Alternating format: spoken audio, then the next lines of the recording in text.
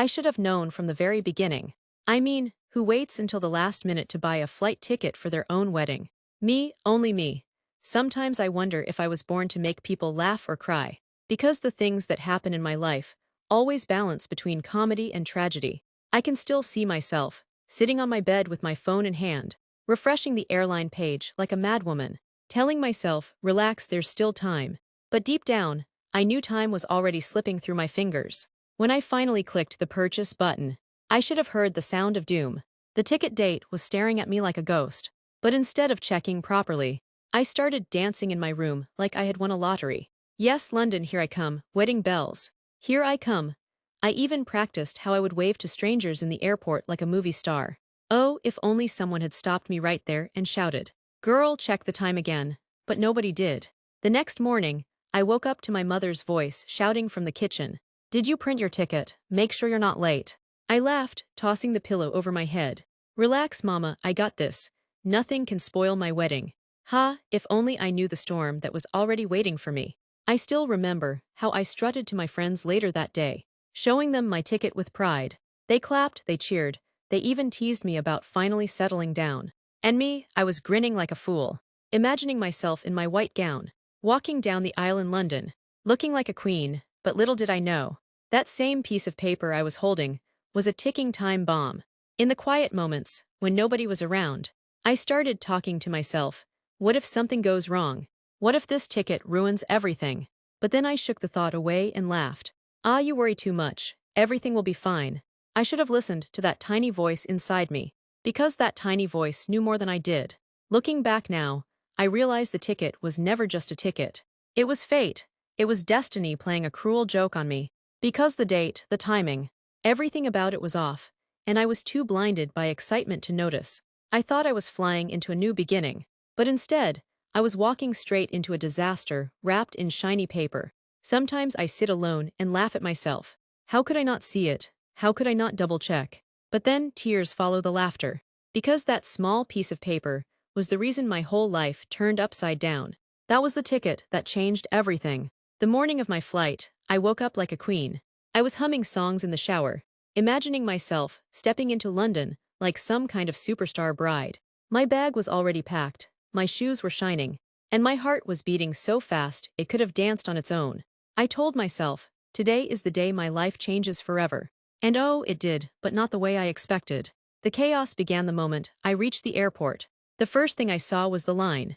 My goodness, that line was not a line. It was a snake that had swallowed the whole building. People were everywhere, dragging boxes, pushing strollers, shouting into phones, arguing with staff. For a second, I thought maybe I had walked into a market, not an airport. I held my bag tight and whispered to myself, "Stay calm, girl, you got this. You are about to get married. Nothing can stop you." Oh, how I lied to myself. I joined the line, trying to act composed, but inside I was screaming. Every time the line moved forward just one step, I celebrated like I had won a medal. Behind me, a man kept sneezing so loud that I wanted to ask him if he was trying to blow the plane away. In front of me, a little child spilled juice on the floor, and his mother gave me a look as if I was the one who did it. I forced a smile, telling myself, "Patience, patience, London is waiting." Minutes turned into hours, and my nerves began to dance. I kept checking my ticket, checking my watch, then checking the big screen that announced flights. My stomach twisted each time I saw another flight flash boarding, while mine still felt like a mystery. I talked to myself out loud, and people began staring at me. "Don't worry," I said, pretending to laugh. "I'm not crazy, I'm just late for my wedding." That made a few people chuckle, but inside I was crying.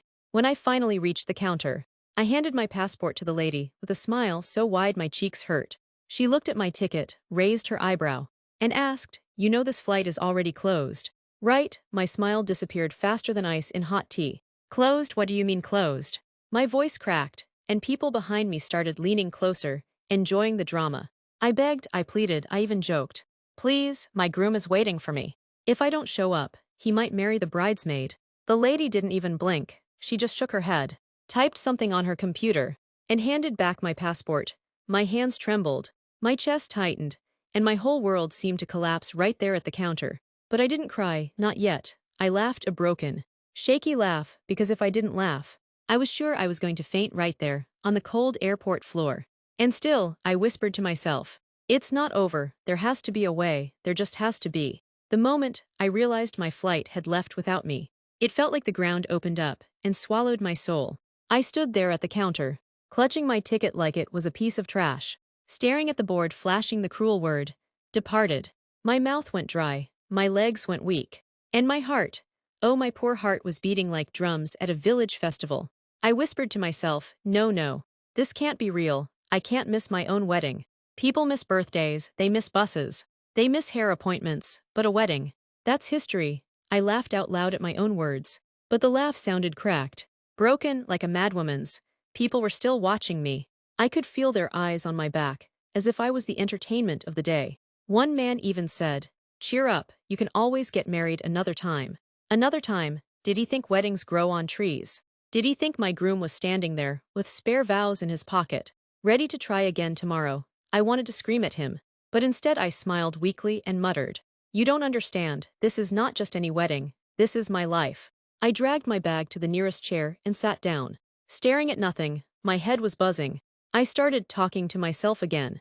Maybe the plane will come back. Maybe the pilot will remember he forgot the bride. Maybe, and then I burst out laughing. Can you imagine a whole airplane turning around just because the bride was late? What a movie that would be. But life is not a movie, and my plane did not come back. Tears rolled down my cheeks, but I wiped them quickly because I didn't want strangers to see me broken.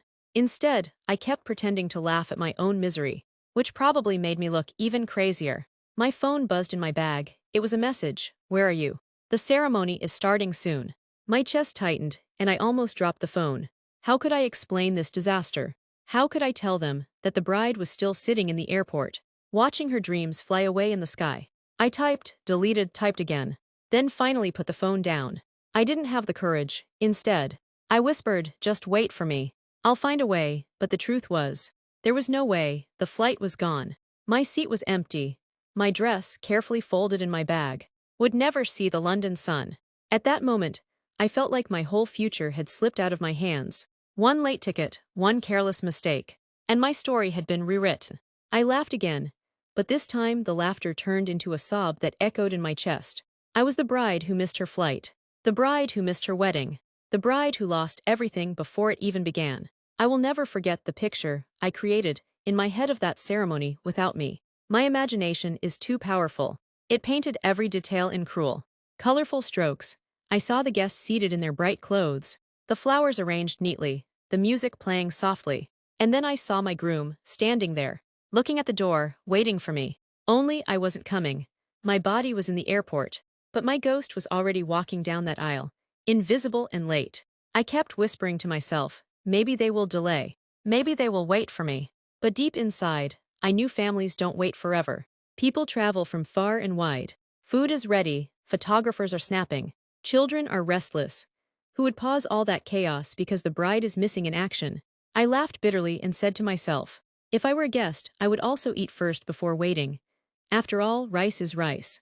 I imagined the whispers, aunties shaking their heads, saying this girl has shamed us. Late for her own wedding, who does that? I could almost hear cousins giggling at the back, mocking me. Maybe she ran away. Maybe she found someone richer at the airport. I laughed so hard at that thought. People around me in the waiting area stared. They probably thought I was crazy. And honestly, maybe I was. Then I pictured my groom's face. Oh, that face, the disappointment, the confusion, the anger all mixed together. I could see him glancing at his watch, checking his phone, asking the best man if I had called. Did he believe I abandoned him? Did he think I changed my mind? That thought stabbed me so deep. I almost shouted, no, I'm still coming. But the truth was I wasn't. The ceremony must have gone on. Maybe the pastor cleared his throat awkwardly. Maybe the band kept playing longer than necessary. Maybe the cake was cut without me. I laughed again, imagining my wedding cake being eaten while I sat miles away with a sandwich from the airport kiosk. The contrast was so ridiculous it felt like a cruel comedy. When my phone rang again, I didn't pick up. I couldn't. I didn't have the courage to hear the disappointment in anyone's voice. Instead, I just whispered to myself, if I don't hear it, maybe it didn't happen. Maybe, just maybe, time will rewind. But time never rewinds. Every second that passed, I knew they were moving forward without me. My name would be on everyone's lips. My absence the biggest scandal of the day. I laughed through my tears, whispering, well, at least they won't forget me. I gave them a story they'll tell for years. But beneath the forced laughter, the truth burned deep. I had missed the most important day of my life. My wedding had happened without me, and nothing would ever erase that pain.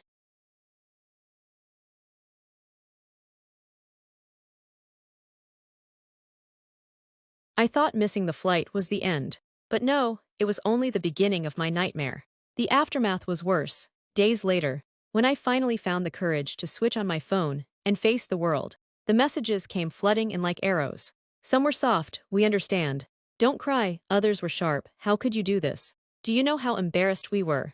Each word stabbed me deeper, and I whispered to myself, so this is what it feels like to ruin your own life with one mistake. My groom didn't call me at first. That silence was louder than thunder. I stared at my phone, waiting, begging, whispering, please ring. Just once, when he finally called, I froze. My fingers trembled as if the phone was made of fire. I answered, and his voice was calm. Too calm. That calmness scared me more than anger ever could. He said, the ceremony went on. We couldn't stop everything. My chest broke into pieces. He spoke gently, but every word sounded like a goodbye. I laughed bitterly after the call ended. Imagine, I told myself, your marriage ended before it even began. You're not a wife, you're a legend. The bride who didn't show. I laughed so hard tears came again. If anyone had walked in, they'd have thought I had lost my mind. Maybe I had. The gossip spread faster than wildfire. Aunties called my mother. Uncles whispered behind my back. Neighbors gave me pity looks that felt heavier than insults. And me, I walked around with a fake smile, talking to myself every night. It's okay, girl, you'll survive. You're stronger than this, but deep down, I knew a part of me had died at that airport. I replayed every moment in my mind. The late purchase, the long line, the closed gate. If I had done one thing differently, maybe everything would have changed. That thought haunted me. Regret is like a shadow. It never leaves you, I whispered into the dark. One ticket destroyed everything, just one. Yet even in my pain, I found strange moments of laughter. I would imagine my children in the future asking, Mom, how was your wedding? And I'd reply, well, sweethearts, I wasn't there. But the food was delicious, and everyone had fun. Sometimes I laughed so hard at that imaginary conversation that my stomach hurt. Laughter became my bandage, even when my heart was bleeding. But the truth remained. My life had been rewritten. The wedding I dreamed of never happened. The love I thought I secured slipped through my fingers. I started over, but I was never the same. I carried that ticket like a scar. A reminder that one careless mistake can destroy a lifetime. And now, whenever I talk to myself, I say, never ignore the little details. Never laugh at the small warnings. Because sometimes, one small thing, just one late ticket, can steal your whole future.